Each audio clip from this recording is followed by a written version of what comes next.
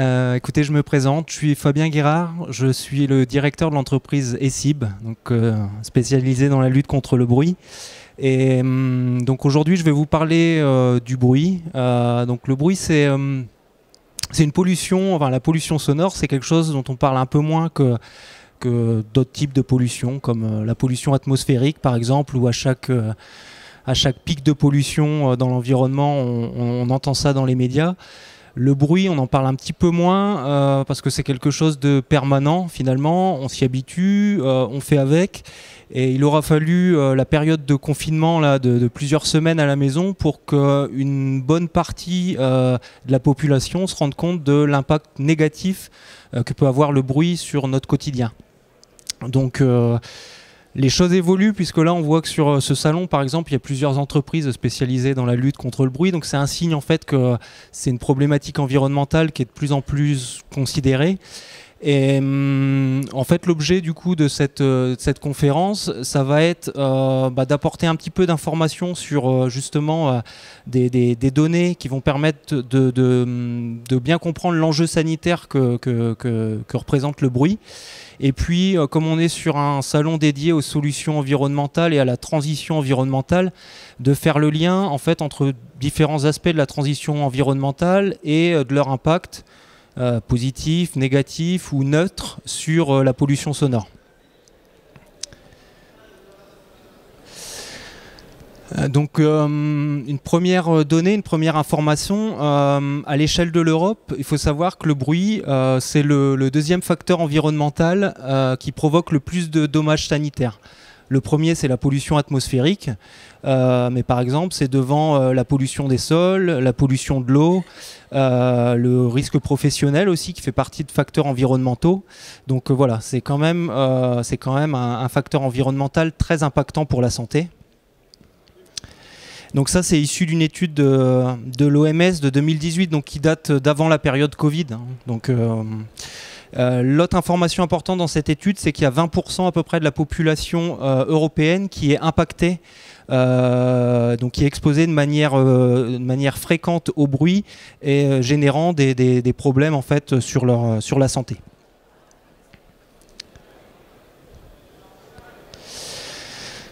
147 milliards d'euros, donc c'est beaucoup d'argent. C'est à peu près l'équivalent d'un tiers du budget des dépenses de l'État, en fait. Donc en gros, du 1er janvier au 31 avril 2023, l'État français a dépensé ce montant-là. Ce montant-là, il correspond aussi au coût social annuel du bruit en France. Donc en fait c'est l'ADEME, l'Agence pour la transition environnementale en France, qui a fait une étude pour en face l'enjeu sanitaire que représente le bruit, essayer de mettre une valeur chiffrée. Donc ils ont mis en place une étude, une méthodologie de calcul, des grilles d'analyse et de calcul sur chaque effet du bruit pour mesurer l'impact et le coût que ça a pour la société.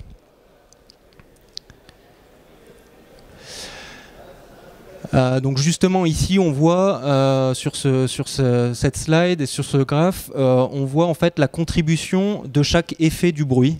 Donc dans l'ordre croissant, la simple gêne en fait qui va perturber au quotidien, puis ensuite tout ce qui va concerner les perturbations du sommeil, l'impact du bruit générant des problèmes et des maladies cardiovasculaires, les problèmes d'obésité, perte de productivité et troubles de la santé mentale, qui sont les principaux effets générant ce montant. Ce qui est intéressant dans cette étude, c'est qu'ils ne se sont pas contentés en fait, de regarder le coût de chaque effet, mais ils ont aussi fait une analyse sur les sources de bruit et la contribution de chaque source de bruit sur ce montant-là et sur ce coût sanitaire. C'est ce qu'on va voir sur la slide suivante. Donc en fait, ça permet de se rendre compte que la contribution principale aujourd'hui, elle est faite par en gros les infrastructures de transport, donc principalement par le trafic routier, plus de 50%, le trafic ferroviaire aussi, le trafic aérien. Ensuite viennent toutes les nuisances liées au voisinage. Donc dans le voisinage, il peut y avoir le bruit généré par le voisin lui-même, en fait, hein, par son activité dans la maison, dans l'appartement, par ses équipements techniques.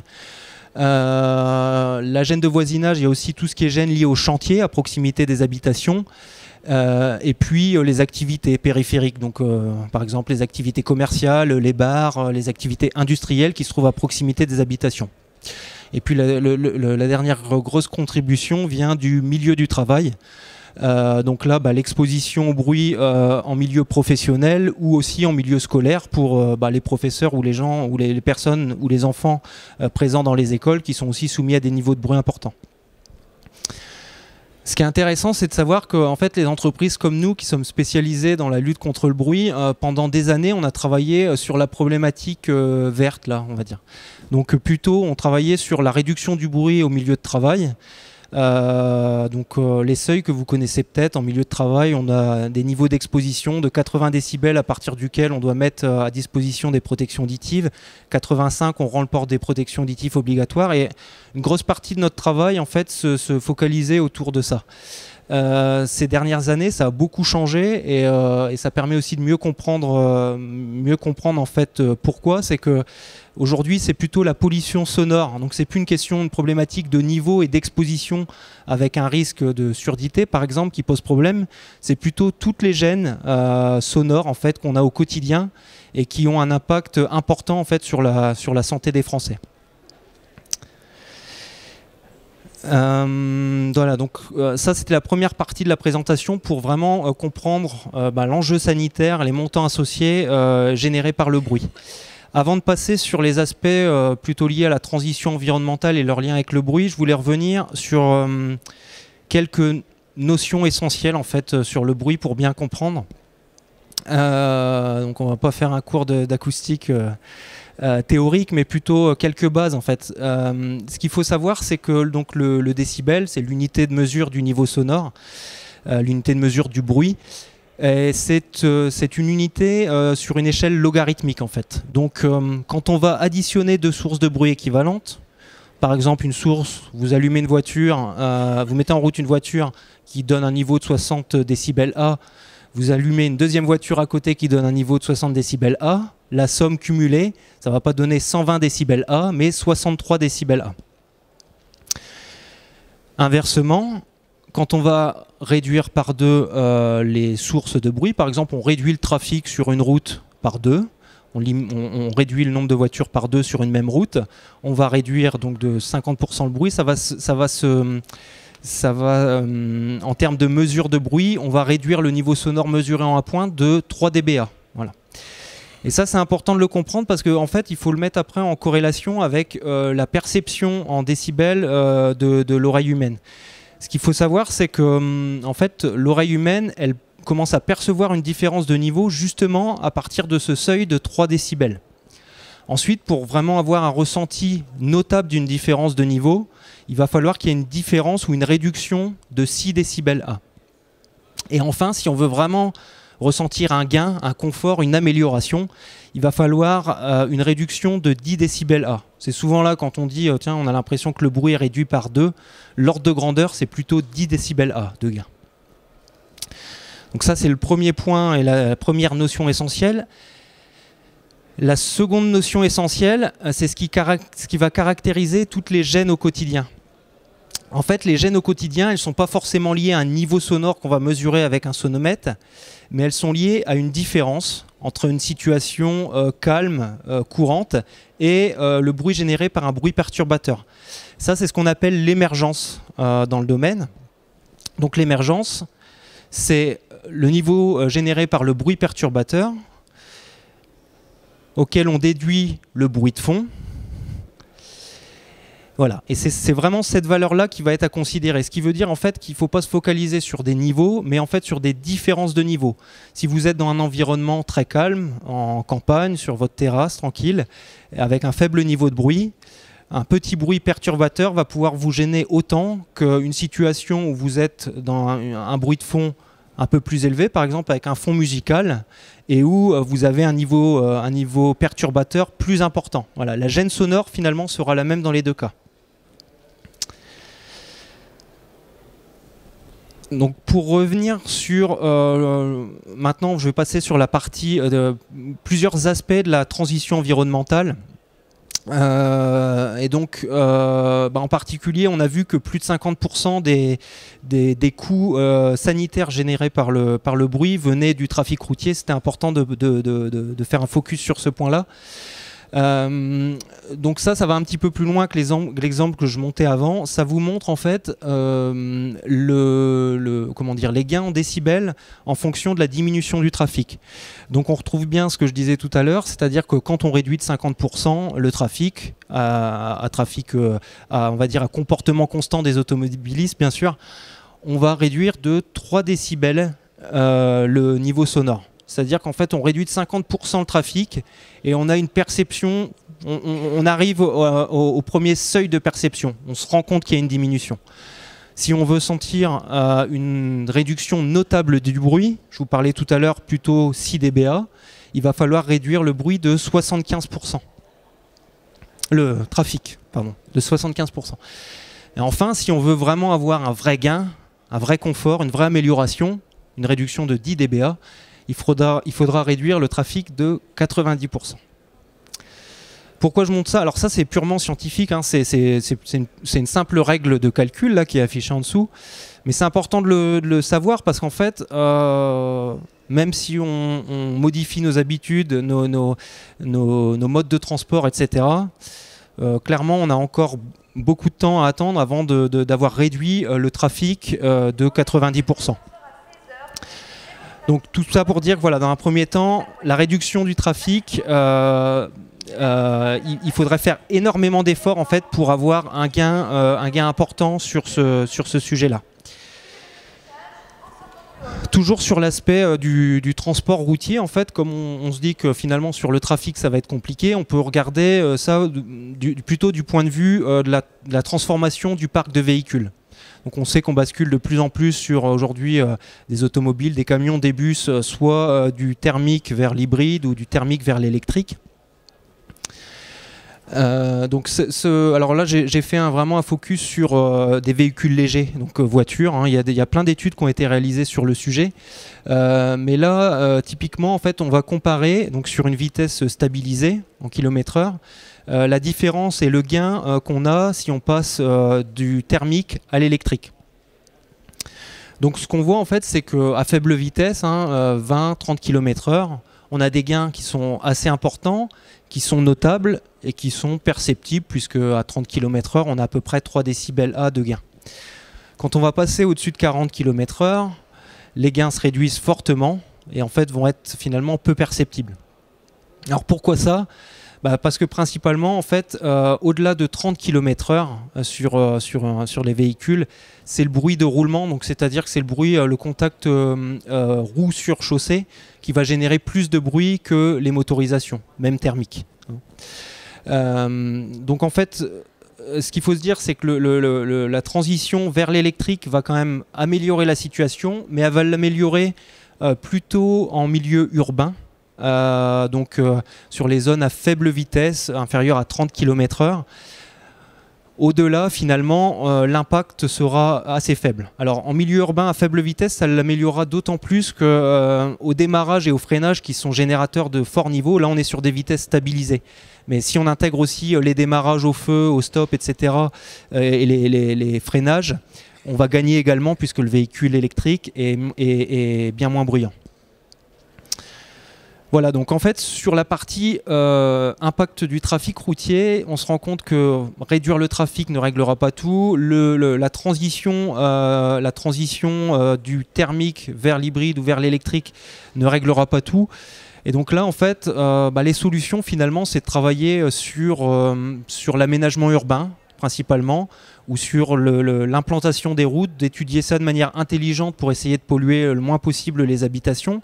Ça peut être aussi de travailler sur les habitations, sur leur orientation, etc.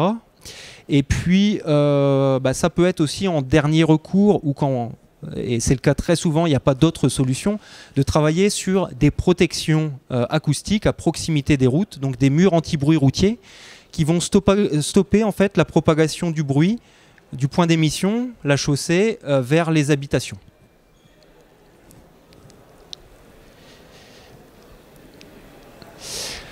Le deuxième aspect de transition environnementale qu'on souhaitait aborder, c'est tout ce qui va concerner l'amélioration énergétique des habitations.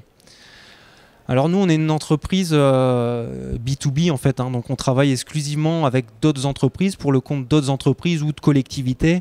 On ne travaille pas avec les particuliers. Mais malgré tout, on a pas mal de sollicitations en fait, de particuliers qui nous appellent par rapport à des problématiques de bruit. Donc on recense en fait, au quotidien un petit peu, on est un petit peu dans l'air du temps sur ces problématiques-là. Et donc sur les aspects d'amélioration énergétique, je voulais juste faire un focus sur 2 points. Un plutôt positif et puis un négatif. Le point positif, c'est que globalement, quand on va travailler sur l'amélioration thermique des bâtiments, donc là on a un exemple, c'est du doublage par l'extérieur, on peut faire du doublage par l'intérieur, on peut remplacer ses menuiseries, pulser de la laine dans ses combles, enfin tout ce qui va améliorer thermiquement le bâtiment va aussi améliorer ses performances acoustiques. Et ça on le voit en fait, on le voit nous quand parfois on va faire des études et des points de mesure chez l'habitant. Fenêtres fermées, si on se trouve dans un milieu urbain par exemple avec des habitations récentes ou rénovées, on va avoir des niveaux sonores, des bruits de fond qui sont bien plus bas que quand on est dans des habitations vétustes, dans une même zone d'habitation en fait. Le point négatif, la transition énergétique, c'est ça, c'est les pompes à chaleur. Alors, intrinsèquement, une pompe à chaleur, c'est pas très bruyant. Vous en avez peut-être chez vous, c'est pas énormément bruyant. La problématique, en fait, c'est plus une problématique d'implantation. Les installateurs, ils sont pas forcément très soucieux du sujet. C'est pas forcément étudié en amont. Et donc, il y a beaucoup de sollicitations et de problématiques de voisinage à cause des pompes à chaleur, puisqu'en fait, quand vous allez installer une pompe à chaleur chez vous, vous allez d'abord penser à vous en fait. Vous allez éviter de la mettre dans une zone qui va polluer votre terrasse ou votre petit coin de calme. Vous n'allez pas forcément penser au voisin qui se trouve de l'autre côté de la haie, qui n'atténue pas le bruit finalement, et qui lui a sa terrasse juste derrière la haie et qui va être pollué par le bruit de la pompe à chaleur. Donc ça c'est quand même, je vous rappelle tout à l'heure ce qu'on disait sur ce qui génère une gêne et ce facteur d'émergence, cette différence entre le bruit perturbateur et le bruit de fond. Bah là on le comprend bien, une pompe à chaleur c'est pas extrêmement bruyant, c'est un petit ventilateur, c'est un petit groupe frigo qui fait du bruit de temps en temps. Mais en revanche dans un environnement très calme avec un bruit de fond très bas, ça va nous perturber, ça va nous gêner. Voilà. Donc ça, clairement aujourd'hui il n'y a pas ou peu de solutions parce qu'en fait c'est pas des équipements qui sont forcément simples à insonoriser. Ils acceptent assez peu de contraintes autour d'elles. Il faut que ça ventile, il faut que ça respire. Aujourd'hui le meilleur conseil qu'on peut avoir là-dessus c'est d'essayer de bien anticiper, de bien analyser où on va implanter sa pompe à chaleur.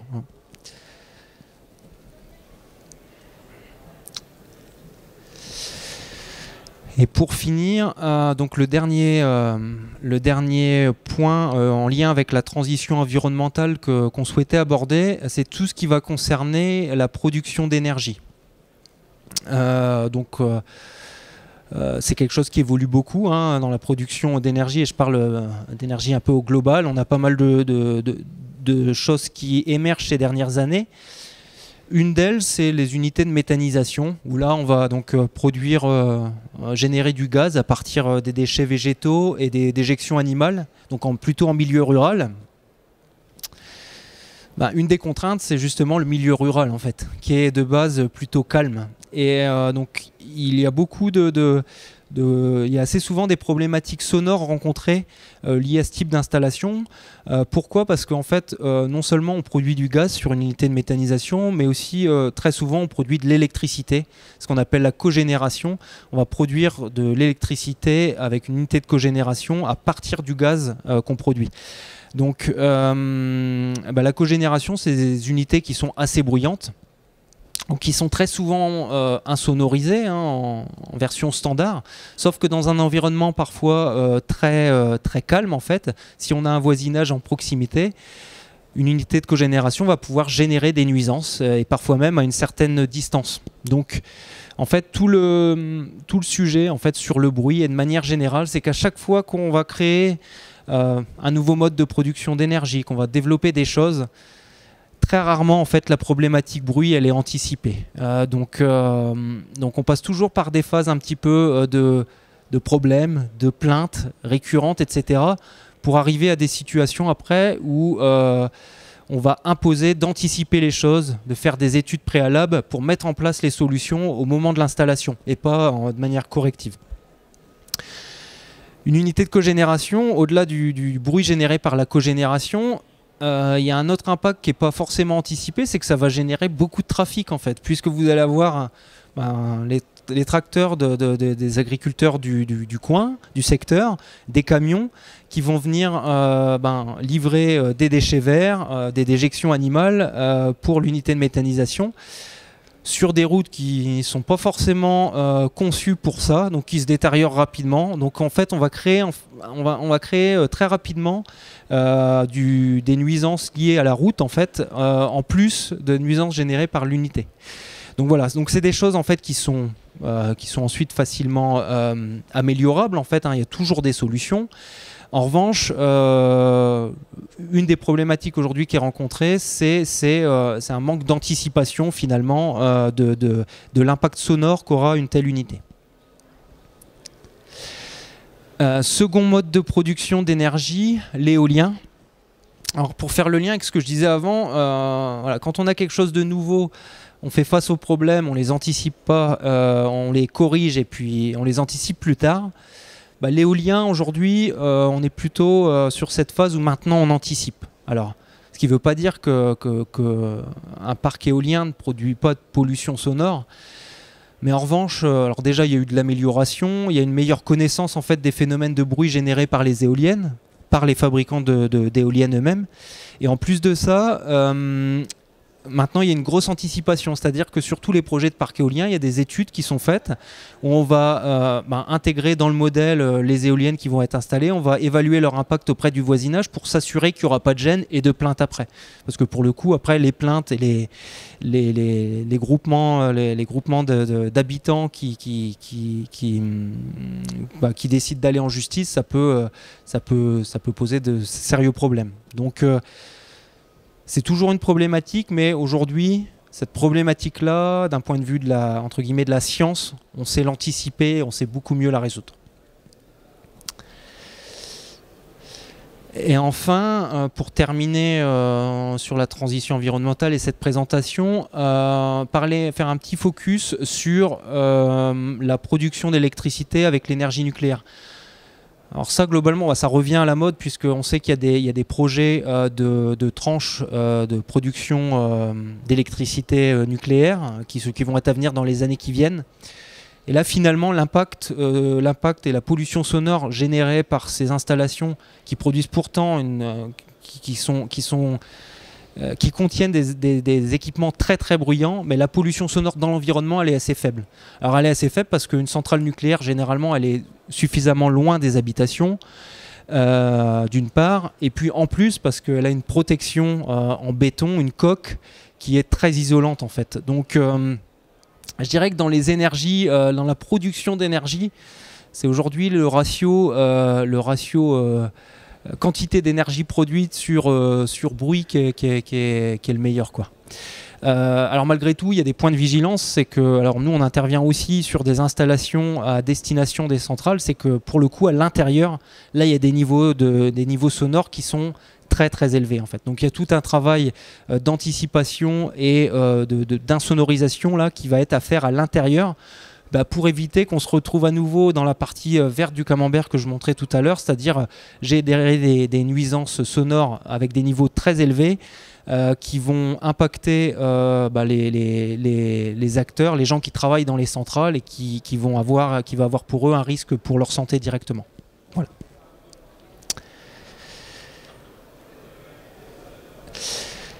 Écoutez, je vous remercie. Donc ECIB, on est une entreprise spécialisée dans la lutte contre le bruit. Et donc on intervient, nous, sur différents différents sujets que j'ai abordés dans la présentation.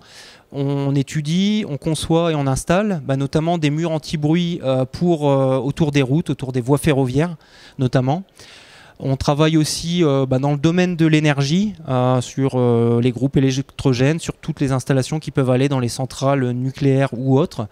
Et puis on intervient aussi sur des installations techniques qui vont pouvoir générer des nuisances auprès du voisinage, notamment tout ce qui est installation, je parlais tout à l'heure des pompes à chaleur. Ça, on est dans le cas d'une maison individuelle, mais quand on est en milieu urbain, pour produire du chaud ou du froid, là on a des énormes groupes froids qui se trouvent généralement en toiture terrasse des bâtiments, en Île-de-France ou dans les grandes villes en fait, et eux qui peuvent être générateurs de fortes nuisances. Donc finalement on intervient sur les différents domaines et les différents types de pollution sonore. Donc si vous avez des questions sur le sujet présenté, n'hésitez pas. Si vous avez besoin d'informations, n'hésitez pas non plus. Vous n'avez qu'un pas à faire. On se trouve juste derrière cette zone de conférence. Donc voilà. Merci pour votre attention. Et si vous avez des questions, n'hésitez pas.